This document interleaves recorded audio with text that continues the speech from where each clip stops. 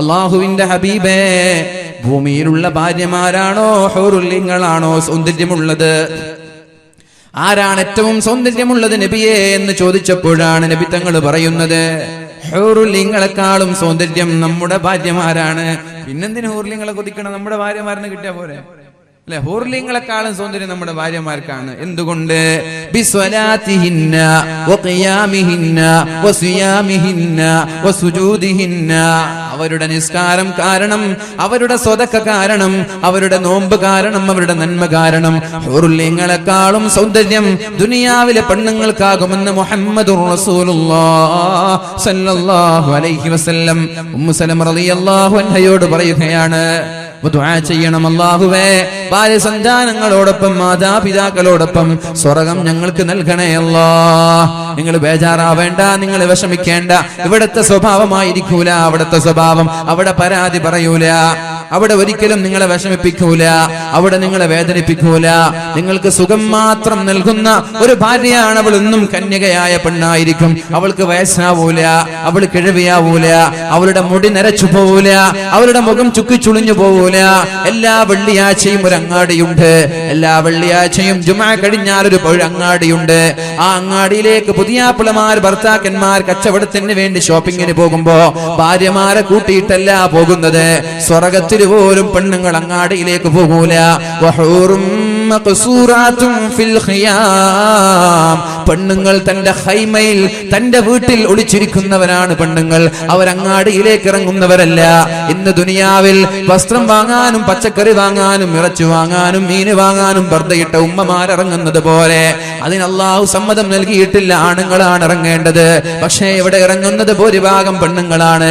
ആണുങ്ങൾ വീട്ടിലിരുന്ന് ചാരുകസേരയിലിരുന്ന് വിശ്രമിക്കുകയാ, പലരും TV കണ്ട് സമയം ചെലവഴിക്കുകയാ. പെണ്ണുങ്ങളാണ് വീടിനെ ഭരിക്കുന്നത്, പെണ്ണുങ്ങളാണ് അങ്ങാടിയിലേക്ക് ഇറങ്ങുന്നത്. അതാണ് നമ്മുടെ നാടിന്റെ ശാപമെന്ന് എല്ലാവരും മനസ്സിലാക്കണേ.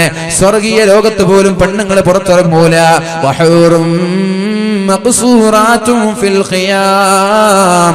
അല്ലാഹുവിന്റെ സ്വർഗീയ ലോകത്ത് മനോഹരമായ ഹൈമകളിൽ, മനോഹരമായ വീടുകളിൽ അവർ മറഞ്ഞു നിന്ന്, ഒളിച്ചു നിന്ന് ഭർത്താവിനെ കാത്തിരിക്കുകയാണ്. ഭർത്താവ് അങ്ങാടിയിലേക്ക് പോകുമ്പോ ഒരു കാറ്റവിടേക്ക് അടിച്ചു വീശും, ഒരു കാറ്റവിടേക്ക് അടിച്ചു വീശും.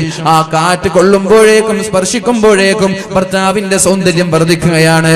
ഭർത്താവ് വീട്ടിലേക്ക് വരുമ്പോ ഭാര്യ ഭർത്താവിനോട് പറയാണ്, സിത്ത ഹുസ്ന, നിങ്ങളുടെ സൗന്ദര്യം വർദ്ധിച്ചിട്ടുണ്ടല്ലോ, നിങ്ങൾ ആളാകെ മാറിയിട്ടുണ്ടല്ലോ, നിങ്ങൾ ആളാകെ മാറിയിട്ടുണ്ടല്ലോ.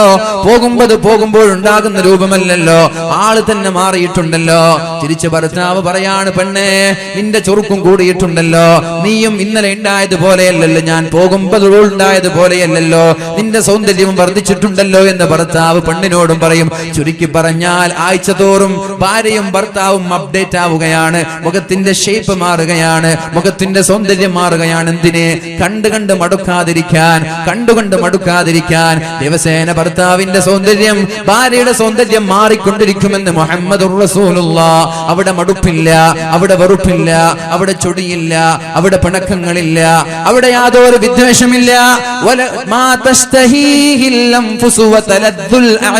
നിങ്ങളുടെ മനസ്സുകൾക്ക് എന്താണോ ആഗ്രഹമുള്ളത്, എന്താണോ നിങ്ങൾ കൊതിക്കുന്നത്, എന്താണോ നിങ്ങൾ ആഗ്രഹിക്കുന്നത്, അതെല്ലാം നിങ്ങൾക്ക് അവിടെ തയ്യാറാണ് പെണ്ണുങ്ങളെ.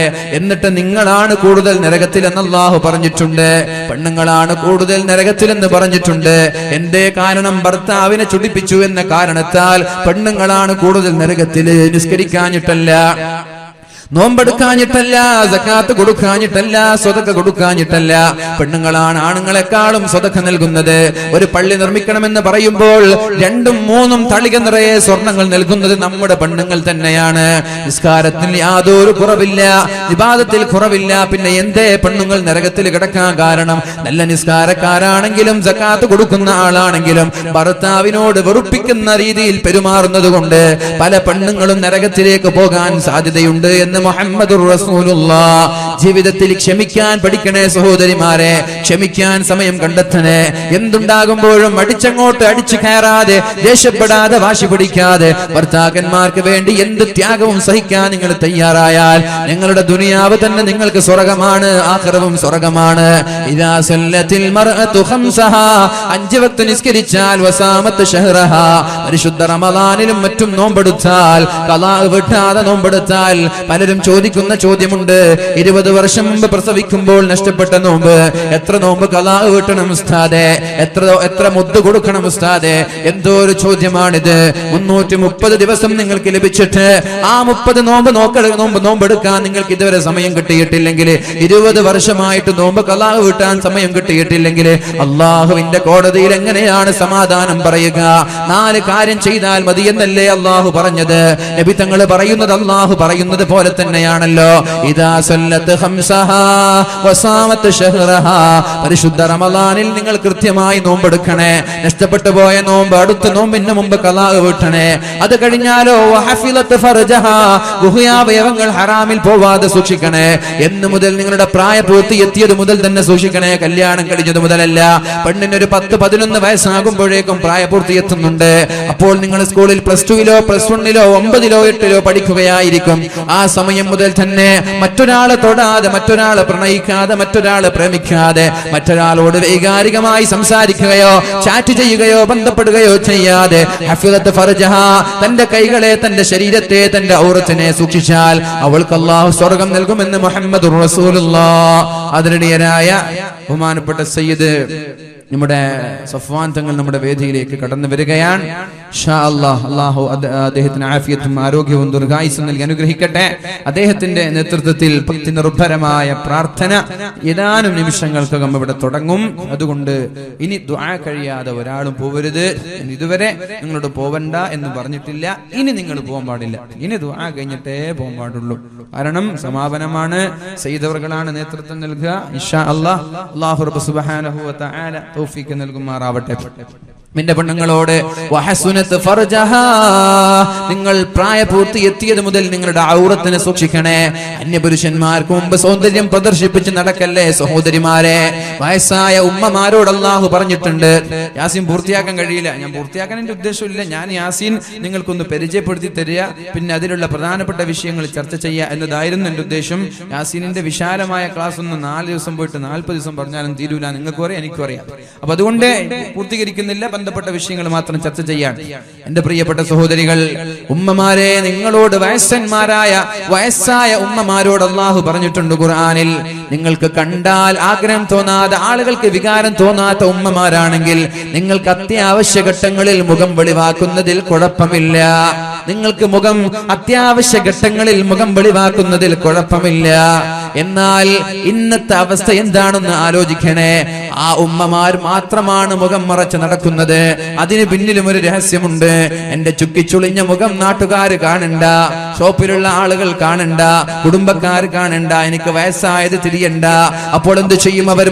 ആ ചുക്കിച്ചുളിഞ്ഞ മുഖം കാണാതിരിക്കാൻ വേണ്ടി മുഖം മറച്ചു നടക്കുന്നു പല വയസ്സായ ഉമ്മമാർ. എന്നാൽ നിർബന്ധമായും മുഖം മറച്ചു നടക്കണേ എന്ന് പറഞ്ഞ നമ്മുടെ പെൺകുട്ടികളെ എന്താണ് അവരുടെ അവസ്ഥ? ഈ പരിശുദ്ധമായ റമളാനിൽ പോലും ഒന്ന് ഔറത്ത് മറക്കാൻ തയ്യാറാവുന്നുണ്ടോ? അകത്ത് ധരിക്കുന്നത് സ്കിൻ ഫിറ്റ് ജീനാണ്, അതിന്റെ മുകളിൽ ഒരു ടോപ്പായിട്ടൊരു ടീഷർട്ട് ഉണ്ട്, അതിന്റെ മുകളിൽ ഒരു പർദ്ദയുടെ 1ാമത്തെ ബട്ടന് മാത്രമേ അവർ ധരിക്കുന്നുള്ളൂ. മറ്റുള്ള പർദ്ദ ഇങ്ങനെ തുറന്ന് നടക്കുകയാണ്. എന്തിനാണ് പെണ്ണെ? ആരെ തോൽപ്പിക്കാനാണിത്? ആരെ പറ്റിക്കാനാണിത്? ആരെ ബോധിപ്പിക്കാനാണ് ഈ ആഭാസം നീ കാട്ടിക്കൂട്ടുന്നത്? നിനക്കെന്തേ മുഖം മറച്ച് നടന്നാലെന്താ? എന്തേ ഔറത്ത് മറച്ച് നടന്നാലെന്താ? അത്യാവശ്യ ഘട്ടങ്ങളിൽ മാത്രമാണ് പെണ്ണ് പുറത്തിറങ്ങേണ്ടത്. പള്ളിക്ക് പോവാൻ പാടില്ല എന്ന് പറഞ്ഞത് വെറുതെയല്ല, ഫിത്നയുണ്ടാവരുത് എന്ന് വിചാരിച്ചത് കൊണ്ടാണ്. അങ്ങാടിയിലേക്ക് ഏതായാലും പോവാൻ പാടില്ല. അത്യാവശ്യ ഘട്ടങ്ങളിൽ വീട്ടിൽ ആണുങ്ങളില്ലാത്ത സാഹചര്യങ്ങളിൽ പോവേണ്ടി വരും. അവരെ ഞാൻ കുറ്റപ്പെടുത്തുന്നില്ല. അങ്ങനെ അവർ പോവേണ്ടി വരുമ്പോൾ അവർ വരെ മുഖം മറച്ചിട്ടിറങ്ങിയാൽ ഇവിടെ നമ്പറുകൾ കൈമാറാൻ നമ്മുടെ ചെറുപ്പക്കാർ തയ്യാറാവുമോ? നിന്റെ മുഖം കാണും കാണുമ്പോഴല്ലേ നിന്നോട് ജനങ്ങൾക്ക് വികാരം തോന്നുന്നത്, ജനങ്ങൾക്ക് ആകൃഷ്ടരാവുന്നത്, ജനങ്ങൾക്ക് താല്പര്യം തോന്നുന്നത്. അപ്പോഴല്ലേ ഈ നമ്പറുകൾ കൈമാറുന്നത്, അപ്പോഴല്ലേ പ്രേമിക്കണമെന്ന് തോന്നുന്നത്. ആ ഹറാമായ വ്യഭിചാരങ്ങൾ നടക്കുമ്പോ പൂർണ്ണമായ ഉത്തരവാദി ഔറത്ത് വെളിവാക്കി നടന്ന പെണ്ണ് തന്നെയാണ്. പെണ്ണിന്റെ ഹറാമ് കണ്ടാൽ, ഒരു മുഖം കണ്ടാൽ വരെ നോമ്പ് ബാത്തിലാകുമെന്നാണ് മഹാനായ ഗസാലി ഇമാം പറഞ്ഞത്.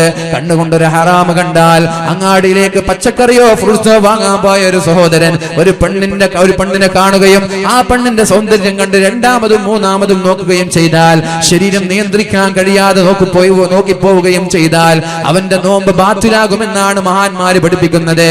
അവന്റെ നോമ്പ് ബാത്തിലാവാൻ കാരണം മുഖം മറക്കാതെ ടൗണിലേക്ക് പോയ, അങ്ങാടിയിലേക്ക് പോയ പെണ്ണാണ്. അപ്പൊ നിന്റെ നോമ്പും ബാത്തിലാകും സഹോദരി. അതുകൊണ്ട് മുഖം മറക്കാതെ, ഔറത്ത് മറക്കാതെ പുറത്തിറങ്ങല്ലേ സഹോദര. ഒരു സെക്കൻഡ് ഔറത്ത് വെളിവായത് കാരണത്താലാണ് ആദം നബിയെ സ്വർഗത്തിൽ നിന്ന് ഭൂമിയിലേക്ക് പറഞ്ഞയച്ചത്. ഒരു സെക്കൻഡ് മഹാനായ ആദം നബി അലൈഹിസ്സലാമിനോട് തങ്ങൾക്ക് വേറെ പരിപാടി ഉണ്ടോ?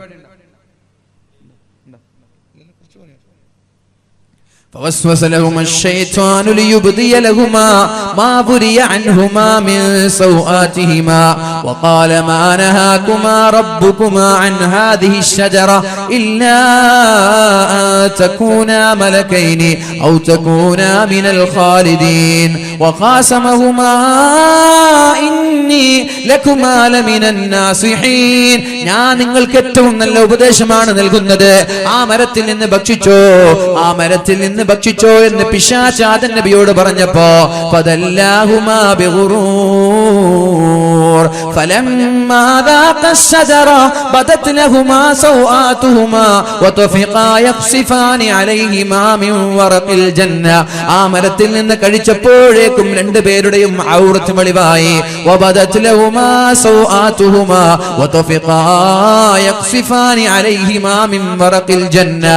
ഔറത്ത് വെളിവായപ്പോഴേക്കും ഒരു മരത്തിന്റെ ഇല പറിച്ചെടുത്തവർ ഔറത്ത് മറച്ചു. പക്ഷേ അപ്പോഴാണ് അല്ലാഹു വിളിച്ചു പറഞ്ഞത്, സ്വർഗത്തിൽ നിന്ന് പോയിക്കോളണം. ഒരു സെക്കൻഡ് ഔറത്ത് വെളിവായി പോയതിന്റെ പേരിലാണ് രണ്ടുപേരെയും അല്ലാഹു ഭൂമിയിലേക്ക് പറഞ്ഞേക്കുന്നതെങ്കിൽ ആ ജീവനാന്ത കാലം ഔറത്ത് വെളിവാക്കി നടക്കുന്ന, മുഖം മറക്കാതെ ഔറത്ത് മറക്കാതെ നടക്കുന്ന പെണ്ണെ എങ്ങനെയാണ് സ്വർഗത്തിലേക്ക് പോകുമെന്ന് നീ വിചാരിക്കുന്നത്? വഹസുനത് ഫർജഹാ, നിന്റെ പ്രായപൂർത്തി എത്തിയത് മുതൽ നിന്റെ ശരീരത്തിലോ നിന്റെ നാവിലോ നിന്റെ കാതിലോ നിന്റെ ചെവിയിലോ നിന്റെ കണ്ണിലോ വ്യഭിചാരം നടക്കാതെ പതിവ്രതയായ സച്ചരിതയായ പെണ്ണായി നീ മാറിയാൽ ഇൻഷാ അല്ലാഹ് അല്ലാഹു നിന്നോട് പറയാൻ പോകുന്ന ഓഫർ എന്താണ്? സ്വന്തം ഭർത്താവ് പറയുന്നത് പോലെ അനുസരിച്ചാൽ, ഭർത്താവിനെ വെറുപ്പിക്കാതെ, ഭർത്താവിനെ വിഷമിപ്പിക്കാതെ, ഭർത്താവിനെ പ്രയാസപ്പെടുത്താതെ ഈ 4 കാര്യം നീ ചെയ്താൽ ഉദ്ഖുലിൽ ജന്നത മിൻ അയ്യി അബ്വാബിൽ ജന്നതി ശിഅതി, നിനക്ക് സ്വർഗ്ഗത്തിന് 8 കവാടമാണുള്ളത്, 8 വാതിലാണുള്ളത്. ആ 8 വാതിലിലൂടെയും കടന്നു പോകുന്ന ഒരേ ഒരാളത് മഹാനായ സിദ്ദീഖുൽ അക്ബർ റളിയല്ലാഹു അൻഹു ആണ്.